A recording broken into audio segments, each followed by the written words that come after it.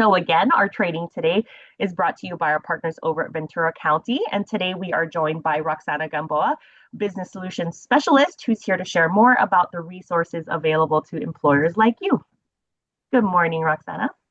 Good morning, Anna. Thank you so much for the introduction, and good morning, everyone. Thank you so much for being here. Thank you for signing up your organization and for attending this webinar.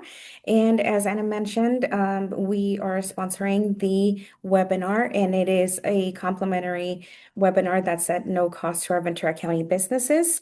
On here, we have the HR hotline where you can call as a Ventura County business at no cost to you. You can call the HR hotline and you can ask your HR related questions such as hiring and firing, paid sick leave laws, FMLA, breaks, lunches, overtime, employee handbooks, harassment prevention, remote workers, and any other question that you may have. Again, call the number Monday through Friday from 8 to 5, and it will be answered by a professional who will be answering your questions. And I will also be placing our website information on the link on the chat, and then my contact information. If you have any questions regarding our other services, such as sourcing, recruitment, job fairs that we host at no cost to our Ventura County businesses, we have about one job fair a month. This month we have two. And we also can assist with customized hiring events, including hiring events at your locations that we call open houses. We can assist with on-the-job training subsidies, subsidized internships, and many more services. So just feel free to reach out to me. And Anna, thank you so much for the introduction, and thank you all for joining. You got it. Thank you, Roxana, and your entire hardworking team for all that you do for employers in your area, as well as hosting this complimentary HR hotline. I do want to, before we turn your attention over to Juliana, I did just drop a link into the chat for an upcoming in-person event on June 10th. Analytical thinking and problem solving. Again, this is completely complimentary, but I just wanted to make sure I drew attention to the chat to have you open up that tab and register once we're done today. We'd love to see you there live. So with all that, I'd love to introduce our trainer today. We have Juliana Gabriel, our Senior HR Compliance Director. So you are in wonderful hands. And Juliana, it's all yours. Thank you, Anna. Thank you, Roxana, and welcome Ventura County employers. We're very excited to have you join us today. Now I'd like to introduce California Employers Association, or CEA. So when you're calling into that HR hotline that's provided to you by Ventura County, you might call in and speak with me or one of my colleagues. But you can also join us as a CEA member. We are an HR consulting company. We have members located throughout the state of California and beyond. And all of our members get access to our huge library of resources. So we have hundreds of HR forms, sample policies, and toolkits that can help you in your day-to-day HR practice or as you run your business. We can also help you out with HR projects. So if you need a customized employee handbook, maybe some training for your staff, we can come out and do harassment prevention training, assist you with an internal workplace investigation, just really comprehensive services. So you can visit our website at employers.org, or you're also welcome to call into us directly with any questions that you might have about that.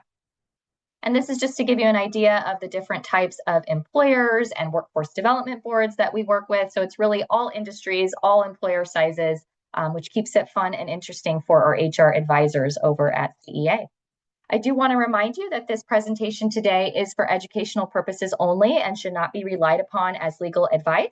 CEA is not a law firm, and we're not giving you legal advice when you're calling in on that hotline or on trainings like this one. So make sure you consult an attorney about any issues of legal significance. But that said, as Anna mentioned, you're more than welcome to ask questions about the content today. So if you can go ahead and put those in the chat box, I will monitor those throughout the training. All right, so today we are talking all about artificial intelligence in the California workplace. So let's go over what's on our agenda. We're going to kick off our discussion just talking about this new AI era that we're all living in and adjusting to and getting used to, and how we really help our teams navigate through that change. Maybe you're going to be introducing new AI or technologies in your business. How do we get our staff on board as we're kind of in this time of uncertainty for a lot of folks?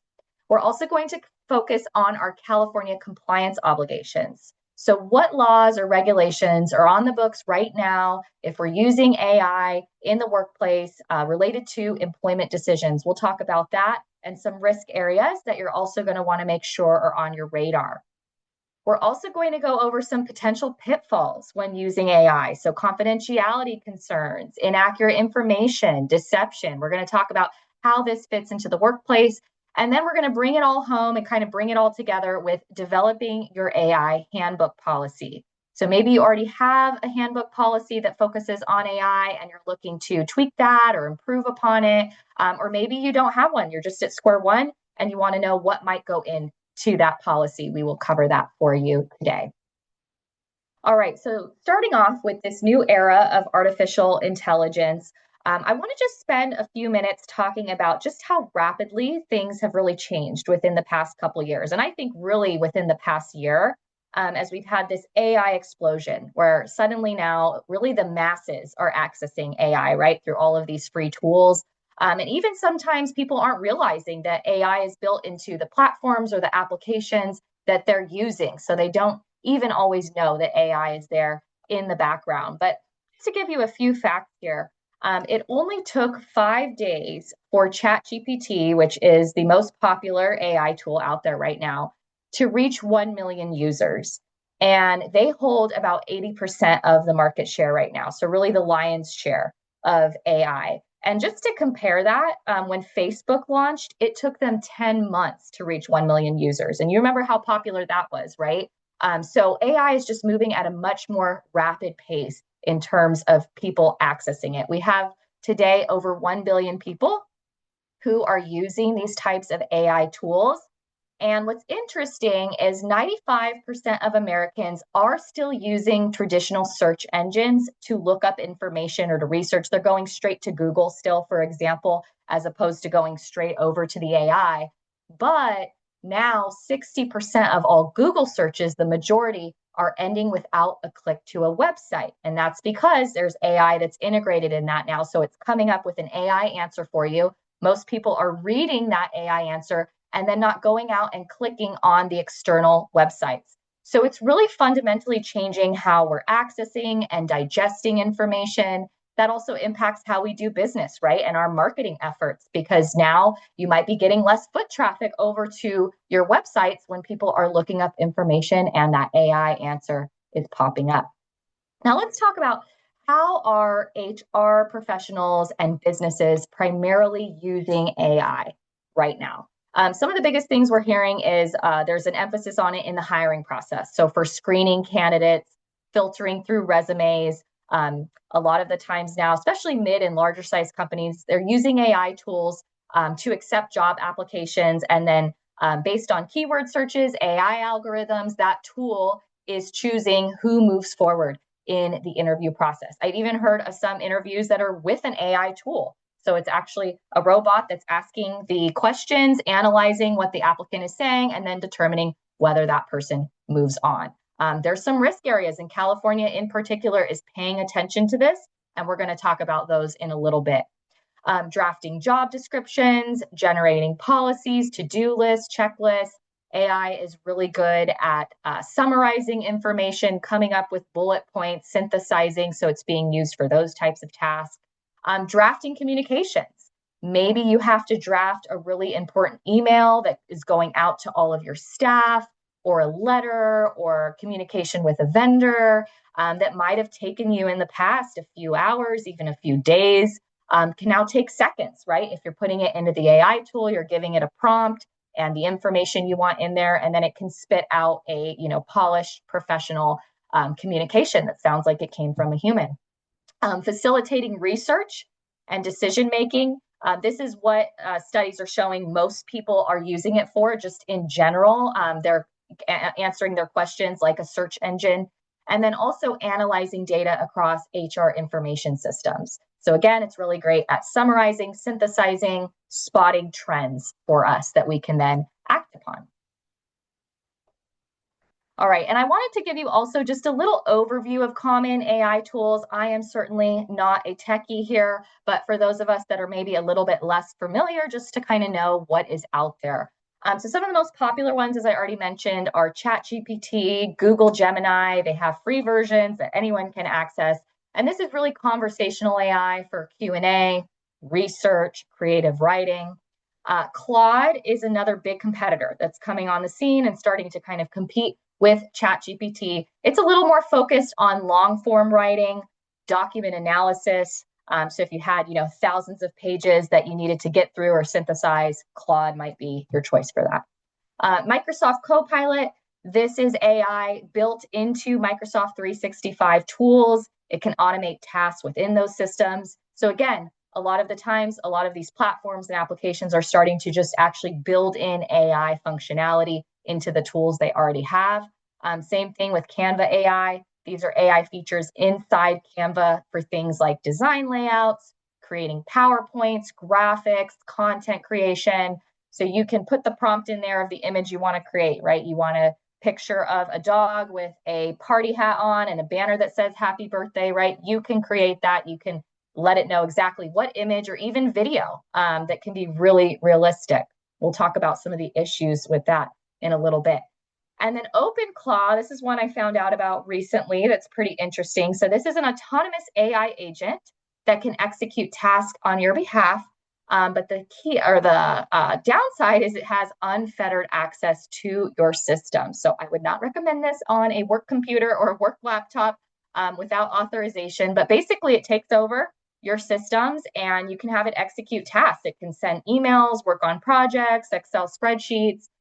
So then there becomes that question of how much do we want to turn over to that robot? How much control do we want to give them? So that's an example of kind of what we maybe envision AI being able to do in the future. It's starting to do with some of these applications. So now I'd like to hear from all of you in your workplace. How are most people reacting to AI changes, either in your workplace or in the world right now? You can give your best guess or sense of where people are at with it. So I'm going to go ahead and launch this poll. If you could give me your feedback. Do you think most people are positive and excited about the new opportunities? Are most people negative? Maybe there's concerns about job displacement or other issues. Is it pretty mixed? Is everybody just kind of all over the place, or you really just don't know? You haven't had any discussions around it yet. So go ahead, I'll give you a few more seconds to answer that poll, and then I'll go ahead and share results. All right. So we're a little bit all over, not too many on negative, which is good. There's not a ton of concern out there that you're sensing. Some are saying, positive. Most people are excited about the new opportunities, maybe for efficiency, right? But we also have mixed here. So the majority are saying reactions are kind of all over the place, which doesn't surprise me. We are going through a time of fundamental change right now, and everybody reacts differently to change. And a lot of the times there's initial hesitancy, right? Because we don't know what to expect. So let's talk about how we deal with this with our teams. Even if they're not speaking up, that they may have uncertainty. They may be wondering, what are our leaders thinking about this? How do they plan to use AI? Is it going to impact my job? So we want to give you some tips for navigating change with your staff during times of uncertainty and as you may start to introduce these new technologies. So first, we really want to acknowledge concerns openly and head on. So we don't want to have kind of this elephant in the room that nobody's really talking about. That's going to kind of put people, in a place where they're not at ease, right? And so we want to start by validating them and those concerns. We can say things like, I understand these changes may feel unsettling or even overwhelming, and we want to address those concerns directly. And then what you're going to want to do is communicate transparently with your team about what your goal or vision is with AI or with new technologies. How is it going to be adopted?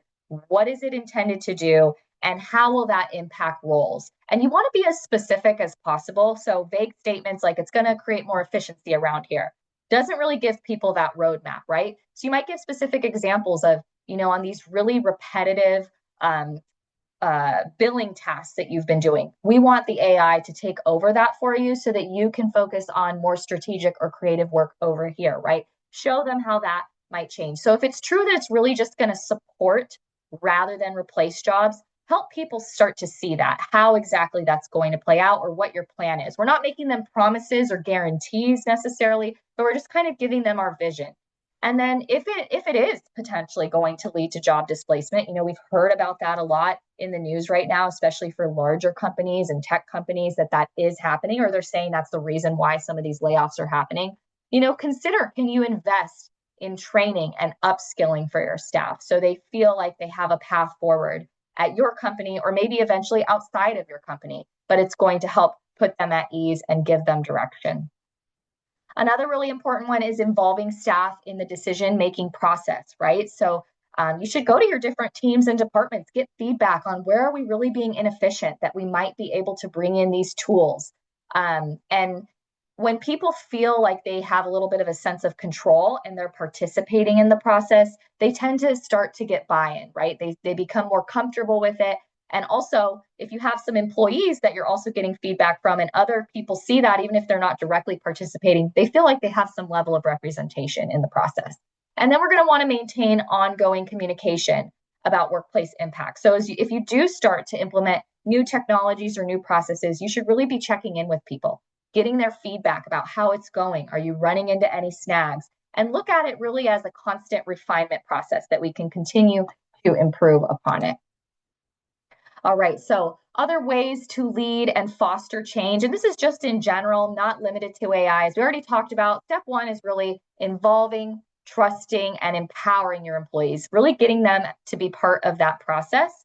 But also we need to prioritize manager development, right? Because these are the people that your employees are going to be asking questions, and they're really the voice of the company. And so they should have a clear understanding of the direction that you're heading and be able to communicate that confidently and clearly. And we want it to be consistent across our managers and supervisors. So they really should be briefed and they should have an understanding of what your goals are.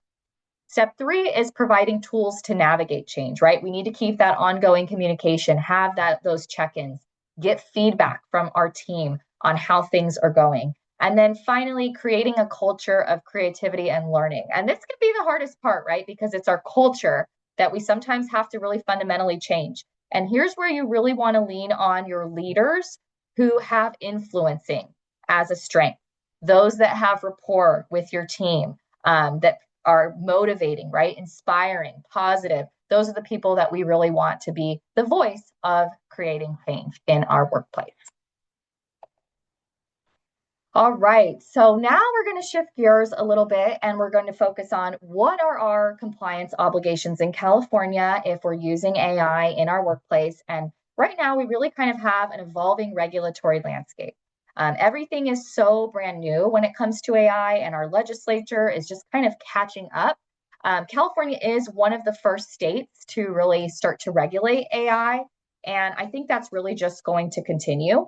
But at this moment, there's actually not a ton of laws regulating AI in the workplace, specifically how employers are using AI. There was a bill last year known as SB 7. It was going to create a bunch of burdensome disclosure and notice obligations for employers that used AI to make employment decisions. There was going to be certain restrictions on how employers were able to use AI. And it made it all the way through the legislature, and then Governor Newsom vetoed it, I think, recognizing some of those administrative burdens. But there's already a bill that is kind of reviving those same provisions that's being proposed. I think there's about 12 different AI bills out there, last I heard, that are being proposed for this year. So you can expect that there's a lot more to come. But right now, we really just have one regulation from our California Civil Rights Department that is focused on when employers are using AI tools for making employment decisions, when that might lead to potential employment discrimination. And it's not just AI tools, it's any sort of algorithm or automated decision-making system, which I'll define in just a minute what that is. So anytime we're using these tools to help us make employment decisions, to decide who we're going to hire, who we're going to fire, we have to make sure that they are not having a discriminatory impact. So these regulations went into effect on October 1st of last year, and they clarify that basically you're using these AI tools at your own risk. If they end up discriminating in some way, even if it wasn't intentional, you will be responsible for that under California's Fair Employment and Housing Act. And these protections apply both to applicants and employees. And that's why I mentioned if we're using it in the hiring process, where that's where I'm seeing the most use out there right now, we're going to want to be careful. So let's unpack this a little bit further.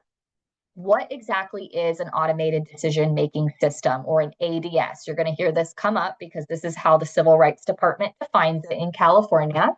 And that is any computational process that makes a decision or facilitates human decision-making related to employment. This is related to employment decisions using AI tools. So the ones we just went over, right? ChatGPT, Copilot, Claude, but also machine learning, statistics, or other data processing techniques. So AI, the way you want to look at it, it's one type of an ADS, but ADS is a bigger umbrella and it could encompass other things.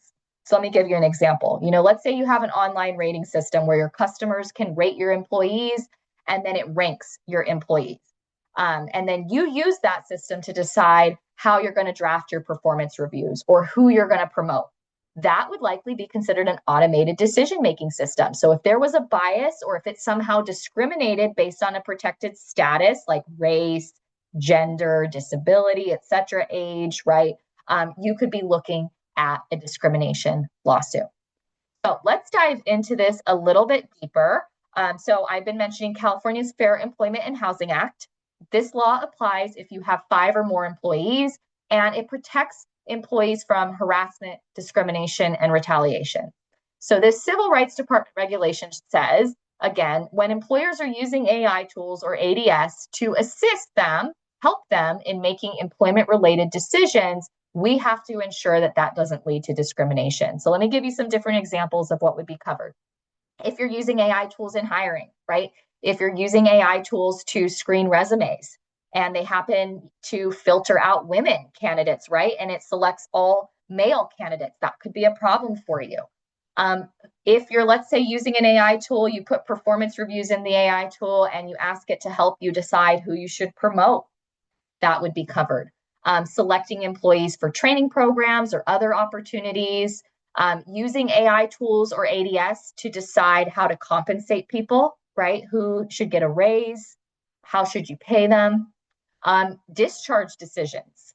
Maybe you have to conduct a layoff and you put your list of employees into the AI tool, and based on performance and other factors, you're asking that AI tool to help you decide who you should lay off, right? Or any other term or condition of employment. I've also heard of AI tools being used in the workplace to detect safety violations on certain systems and equipment. If that leads to disciplinary action, for example, that could be another example of an employment-related decision. So where you might run into issues, especially, again, I said a lot of employers are using this in the hiring process. If you use any sort of computer-based tests, quizzes, or games, you're going to want to be really careful, right? Because we're going to want to make sure that those are truly job-related and consistent with business necessity. If we're measuring other things that are not related to the job through that AI tool or through that ADS, it could end up having a discriminatory impact. So let me give you an example. Let's say that you are using the AI tool to screen resumes or test an applicant's skills, how quickly their reaction time is to certain questions that you're asking, right? And if that reaction time is not really related to the job, but that's how the AI tool is scoring or ranking candidates, that could potentially leave out people with certain disabilities. Maybe they're not able to answer as quickly, but they're perfectly capable of doing the job. And so that test is not measuring things related to the specific job duties. So if it ends up having a discriminatory impact, even if that wasn't your intention, you, the employer, could be liable for that. So we want to be really careful. Same thing with what information that AI tool is collecting about the candidate. Is it related to the job's duties and qualifications, or is it related to other things, right? And we might not always know that if we're using AI tools. We don't understand how they work. And so we want to be careful. We might decide that it's not worth it for a business at this point unless we have a better understanding of how that AI tool works. Some other things the regulation clarifies: you cannot use ADS or AI tools to inquire into criminal history prior to a conditional offer of employment. I don't think this is to anyone's surprise. We already have this rule on the book. If you have 5 or more employees, You are not allowed to conduct a criminal background check or ask about criminal history in interviews or the job application process until you've extended that conditional employment offer. So this is just saying you can't use AI tools to try to get around that and try to go search somebody's criminal history. That's not allowed. Another important point here is record retention. So if you are using AI tools to make employment-related decisions or to help you make employment-related decisions, you have to hold on to those records 4 years from the date you created them or the personnel action was taken, when you decided who to hire, who to fire, whichever comes later. So not all AI tools, if you're just using it for business research or operations, right, that might be different, as opposed to if you're using it to actually assist your employment decisions related to terms and conditions of employment. So that leads us to this question. Does California require anti-bias testing if employers are using AI tools to facilitate these personnel decisions? So do we need to audit our tools that we're using and making sure that they don't have a bias or that they're leading to discrimination? And the answer is technically there is no outright mandate from the Civil Rights Department, but they basically almost have given us a mandate to do this if we're using AI tools for employment decisions. What they say is that evidence of anti-bias testing or a lack thereof can be used in a lawsuit. So if you're not doing anti-bias testing, someone could use that against you if they wanted to bring a discrimination claim and saying, hey, the employer didn't do their due diligence. They didn't look into what these AI tools were measuring. It led to a discriminatory impact for me as a woman or a person with a disability or people of certain age, right? Or on the flip side, if you are doing anti-bias testing, you could use it as a good faith defense, right? We looked into it. We have been monitoring if it had a discriminatory impact. We haven't seen one, right? So our recommendation would be to incorporate anti-bias testing if you are going to be using AI tools in any manner to make employment decisions related to, disciplinary action, promotions, anything. And also guidelines for AI vendors. So there's a lot of companies that are having their own vendors come in and create internal AI tools for their team. Make sure you give them very specific guidelines, that you read the fine print about how these AI tools work. If you're just using the publicly accessible tools available to everyone, I would caution you to be very, very careful, right? Because we don't really know necessarily how those tools work. So what exactly is anti-bias testing? The Civil Rights Department does not provide a specific definition, unfortunately, but some examples would be kind of what I already mentioned. Auditing screening tool questions or criteria to make sure that they're job related, right? And then also on the back end, monitoring to see what's the impact of that AI tool, having a human come in and look at, okay, what resumes were submitted, which ones were taken out of the pile, are there any themes we're seeing here, right? That it's a certain gender or race or, any other protected class that's getting pushed out of the applicant pool. Now, of course, this is pretty complex stuff. So we would recommend that if you do want to use these AI tools, there's nothing wrong with that, but we would recommend you're working with legal counsel, especially right now as everything is so new. And here's just a real world example. There's already lawsuits that are playing out on this issue separate from California's regulation. There's this case in a federal district court in California, Mobley versus Workday. And here the plaintiff, Mobley, he was an applicant and he used Workday's hiring platform to apply to a bunch of jobs with different companies. He applied to over 100 different positions. And he's arguing that this AI tool rejected him every time, and it was disadvantaging him and other job seekers over 40 years old, which is a protected class. 40 and over is a protected class. And so he's arguing this AI tool is discriminating. It's violating the Age Discrimination in Employment Act. And this is now a collective action lawsuit, which means we have hundreds of plaintiffs that are now involved. And so this is just a real world example of some of the risks right now of using AI tools in recruitment and for making employment related decisions. All right, now the next area that I want to talk to you about is consumer protection laws. And I think this is an area that's not getting talked about as much, but it is a risk as well. And so we have on a federal level the Fair Credit Reporting Act, and we have similar California consumer protection laws that apply anytime you are asking a consumer reporting agency to look into someone's credit history or financial information. And we're already limited in California on when we can conduct these types of background checks. Sometimes it's permitted if you're going to be giving an employee certain financial authority or access to very sensitive information. And you might want to know, do we have a risk there that they might commit fraud or try to steal, right? And so there are certain circumstances when we're allowed to do that.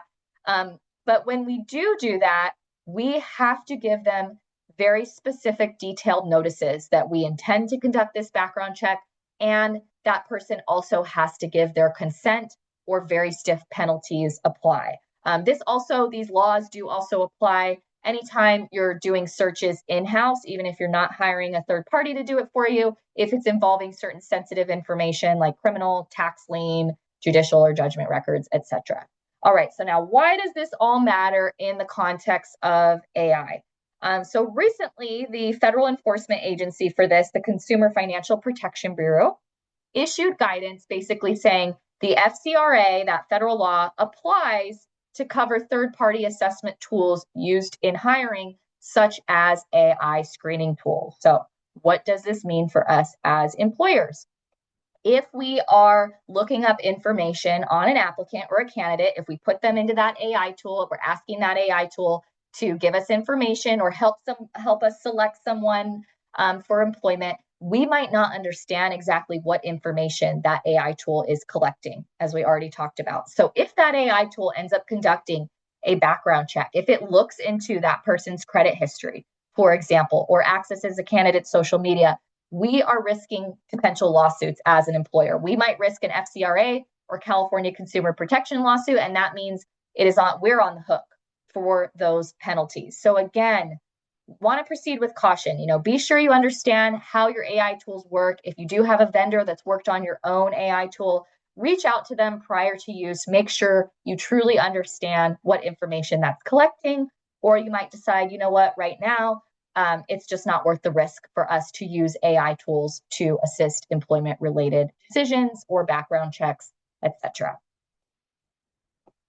All right, so now we're through the pretty heavy compliance portion. So that's the good news. We're going to get into some of the fun stuff on potential pitfalls when using AI. So we're going to talk about things like bias, confidentiality issues we're seeing out there, misinformation, and deception. If you have any fun examples also, you're more than welcome to throw those in the chat as we go along. So the first risk that we want to talk about, and we've already been talking about it, is bias and discrimination. But I think it's important to just kind of understand how these AI tools work on a basic level to understand how these risks are coming up. So again, at a basic level, AI is what's known as a large language model that generates text based on patterns, probability that it's learned in its training data, right? So it's been trained.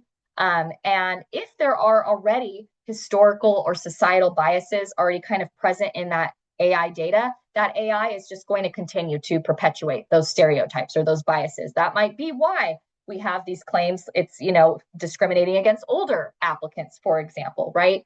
And AI is not able to problem solve like a human can do. Even if it feels like it can, it's not able to do that. So it's just acting off of patterns and probability, which can unintentionally lead to discrimination in employment decisions.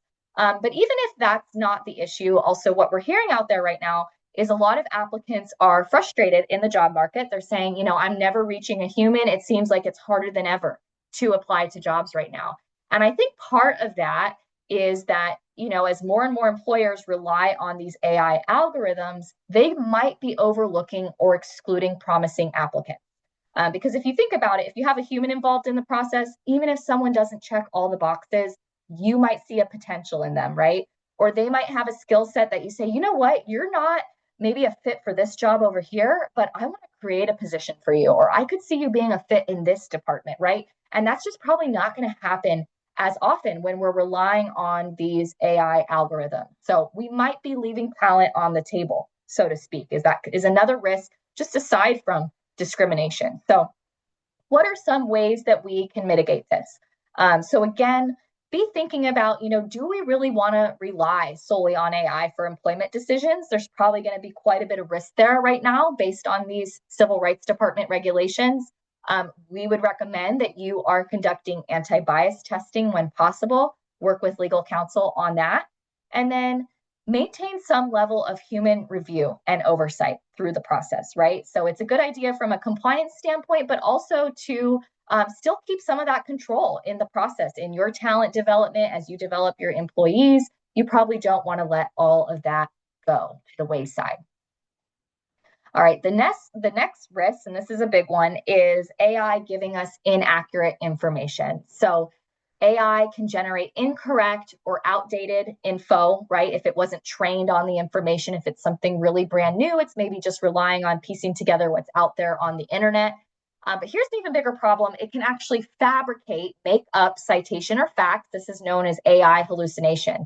And there's already been some attorneys out there that have been sanctioned for this. There's California court cases on this where attorneys used AI to assist them in writing their briefs, and the AI came up with completely fake case citations, fake case names, fake sites, citing law that just does not exist. And then it was cited right there in the brief. Somebody didn't fact check it. So it's like, wow, how can that happen, right?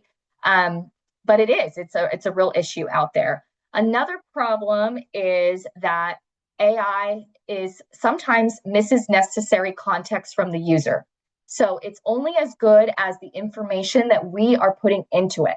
So if we're asking it HR questions and we don't give the AI key details, that we're in this industry, or maybe, we're under a collective bargaining agreement, or we have this many employees, a lot of the times it's going to spit out the most probable answer, right? The one that's maybe most generally applicable to all. And it might miss some of those nuances because maybe it wasn't fed that information into the tool. It also doesn't know what it doesn't know, right? Information that isn't readily available on the internet or in its training data, and things that really have to do with the human experience, right? Emotional intelligence, tone, body language. These are things that AI can spit out information about, but again, it doesn't have a real understanding of what those things are. Again, as I mentioned, it also can't problem solve. It has no common sense reasoning or original creativity at this point. So it is using or what it already has available to it to create answers, information, photographs. It doesn't have an original creative thought like a human does. So it's limited in that way. So what are ways that we can mitigate this? We want to make sure that our staff understands that AI answers should be treated as a draft or a starting point, but it's ultimately their responsibility to verify information with reliable sources, right? And I use AI all the time. I view it as a really quick search engine, right? It can pull up information super fast, but I am always going and checking, do those sites, those resources match what the AI is saying? And I can tell you a lot of the times they don't. A lot of the times the AI is not as precise, or it's making assumptions or overstating certain things, and it doesn't have a law or a regulation or a case that it can really point back to. So we want to be really careful with that. And anytime it's an issue of significance, right? Legal, financial, tax, safety, we are going to want to have a subject matter expert review that content, help us out in that area, because there's just so many nuances that, again, the AI might not pick up on. So I'm just going to go over this really quickly. I thought this was fun. I asked the AI tool ChatGPT in this case to give me some examples of incorrect information that it had given me that I had called out to the AI when I was interacting with it. And so I had asked the AI tool, what should an employer do if they use an expired version of the Form I-9? And it gave me this quote from the USCIS. It says, the USCIS official guidance says, you need to complete a new Form I-9 and attach a signed and dated written explanation why you created a replacement form, which is generally a best practice, right? But I was thinking, I've never seen that specific quote before. So I asked it to show me the document and the page number of that USCIS guidance, and the AI responded, I could not locate that quote in official guidance. That means the statement I gave was not supported by a specific source, and it was likely fabricated or incorrectly generated. So this is just a personal example. I'm sure many of you have your own examples of issues you run into. You're welcome to share those in the chat. All right, the next risk is misuse and deception. So employees and third parties can use AI tools to create misleading or deceptive communications. So this is increasingly becoming an issue in our world, even outside of the workplace, and particularly with what's known as deep fakes. So AI can generate extremely realistic photographs, videos, voices, documents, and we want to make sure our employees are aware of this, right? Because they could be scammed to give financial information of the company, trade secrets, other confidential info where it looks like it's coming from a real person that they know. It might be their voice even, right? So we really want to make sure that we're starting that awareness and that training now. I do have a personal example of a friend. Her father was called and it sounded like his grandson calling him on the phone. It was his voice.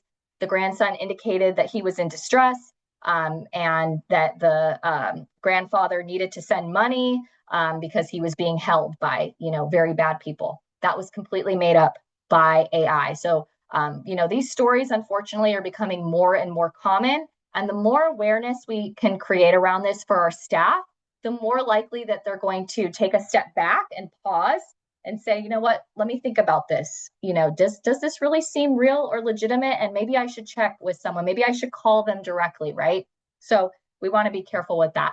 Another issue that's starting to pop up out there, especially in workplaces, is that AI can be used to harass others or threaten or cause reputational harm.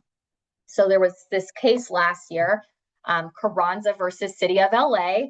And what was alleged is there was this LAPD captain, and there was a fake AI photograph generated of her that was a nude photograph. It wasn't really her, it was fabricated, made up, and it was circulated around the police department. And she went and complained to her employer.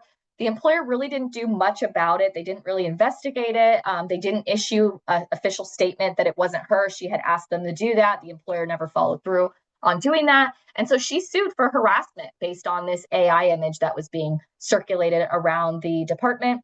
And she was awarded a $4 million jury verdict for that and the employer's failure to take any sort of action in regard to that. But I think we're going to start to see more and more of these types of misuses of AI. And we're going to want to make sure our policies are expansive enough to cover these types of issues, as we're going to talk about in a little bit. So how do we mitigate this issue? How do we reduce the risk here? We want to establish a clear workplace AI use policy. And as I already mentioned, we want to train our employees on responsible use and being able to detect scams if they're uncertain if something's legitimate or not. What are the steps that you want them to take? Who do you want them to contact before they take action on that? And then also implement your own review processes for AI generated external communications, right? So anything that goes out that's an official statement by the company or maybe put on your website, make sure that you're very clear that there needs to be a review process on that. And again, it's on the employee. They have the responsibility to make sure that it is accurate and in compliance with your policies. All right, and then the last potential pitfall that we're going to talk about is confidentiality and privacy issues. This is another one that I really want to stress.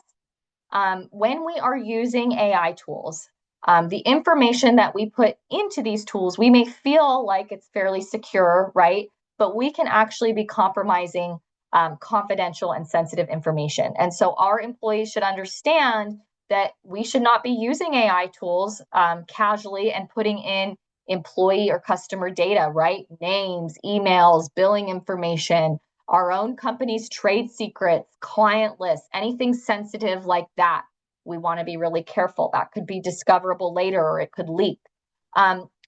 It's important to know that, and this is already coming up, there's been some very interesting cases in this area.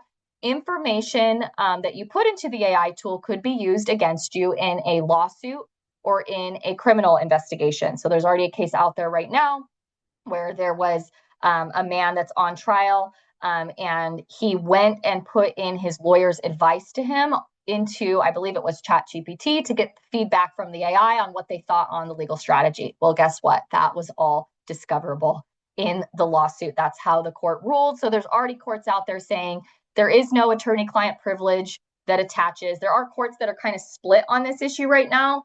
But a lot of courts are saying, that's not your attorney. You're now disclosing this information to a third party tool. So it is now fair game. So you can imagine a scenario, let's say your HR person goes over to the AI tool and says, we just hired someone and she informed us that she's pregnant. Am I able to terminate her?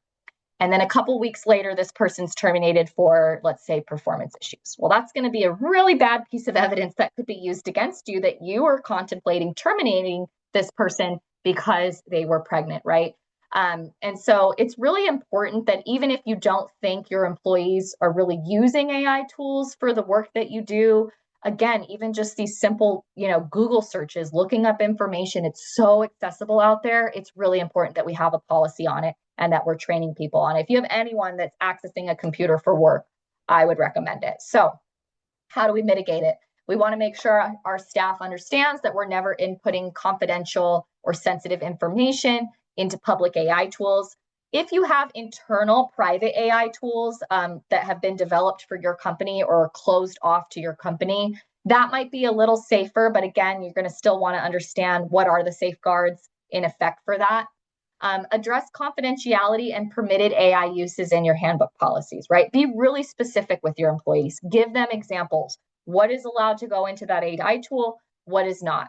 And then do some training and do it from time to time, not just a one and done, right? Keep reminding people on safe use and sensitive information and how we are using that. All right, so this brings us to our last section here, developing your AI policy for your employee handbook. And again, I would like to hear from you. So I'm going to share one last poll here. Do you have an AI policy in your employee handbook right now? So yes, no, or we are working on it. And then I'll go ahead and share those results in just a minute here.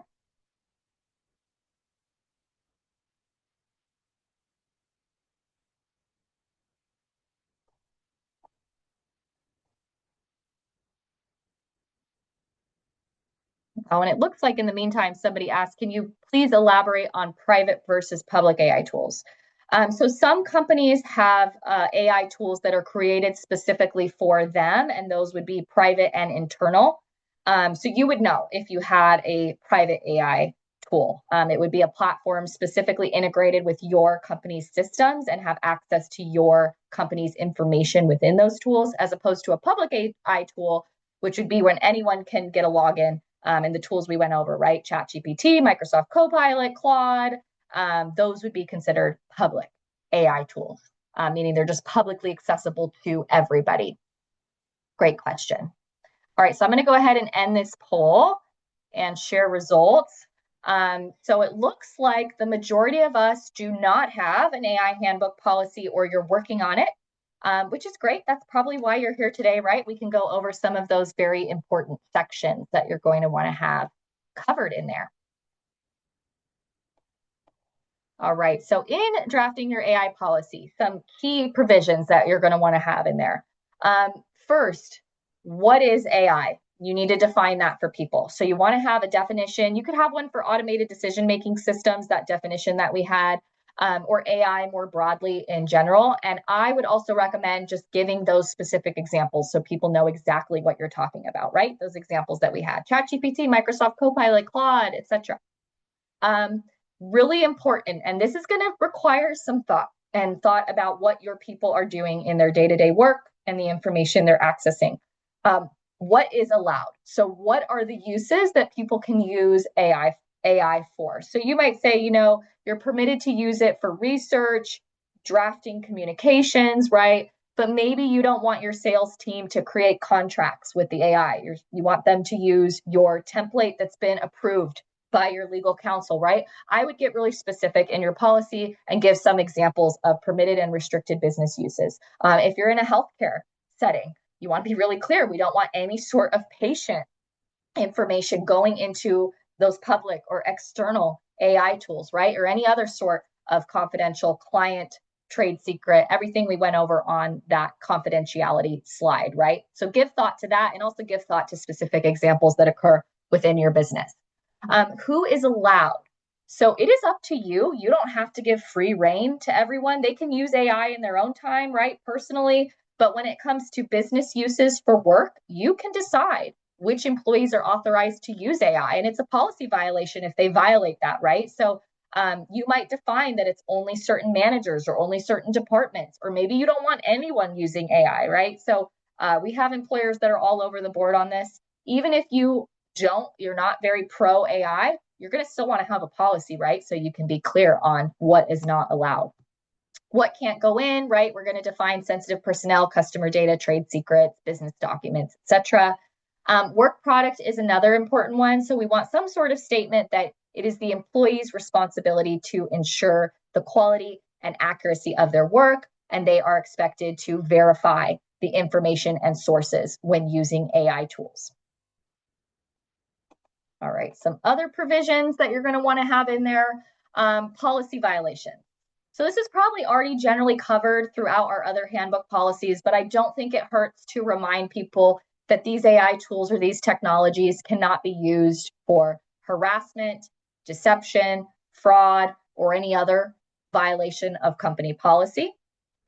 Another important area that you're going to want to address is both privacy and property rights. So I think it's helpful to have a statement that employees understand that any work generated by AI for business purposes is company property, right? That stays with you if they were to leave your employment, just like work they generate that's not done with AI, right? So be very clear about that. And if you're giving people logins, using company email addresses to access AI, maybe you're doing that so they can access paid versions that are, more efficient, right? Reserve the company's right to monitor those AI systems, that you can log in to those company provided logins and take a look at what it's being used for. And then I think it's also a good idea to have an equal employment opportunity statement in there with your commitment to not using AI in a discriminatory manner. So basically aligning with that Civil Rights Department regulation. And if you are a CEA member, we do have a customizable AI policy that covers all of these sections available under HR forms on CEA's website. All right, so we have made it to the end here, and I want to close this out with just a couple questions, some food for thought. So be thinking about how might committing to AI learning and responsible compliance give your company an advantage in the future, right? So our world is moving quickly. Our competitors are likely adopting AI, so we probably can't just put a blindfold over our eyes and hope it goes away, right? We're going to have to adapt. So think about how might you start to adapt and have your company adapt. And what is one step that you are prepared to take, maybe starting this week? And I would love if you could put it in the chat. We gave you some ideas. Maybe it's going to be, you're going to start exploring what AI tools are out there and available. Maybe you're going to audit the AI tools you're already using to make sure that they're compliant. Maybe you're going to hold a meeting with your staff, right? Or your team to talk about what areas you could become more efficient in. If you were to adopt AI, maybe you're going to put that policy together for your employee handbook, right? You're going to finally put it together. Let me know in the chat. I would love to hear from you. And I hope that you took something away from this training today. And with that, we will go ahead and close out. I want to remind you, if you do have any HR questions, please take advantage of the Ventura County HR hotline for employers that is available to you Monday through Friday. Oh, and Esther, thank you for your chat there. She said she's going to audit and hold a meeting with the leadership team and build a policy. Awesome. I'm really happy to hear that.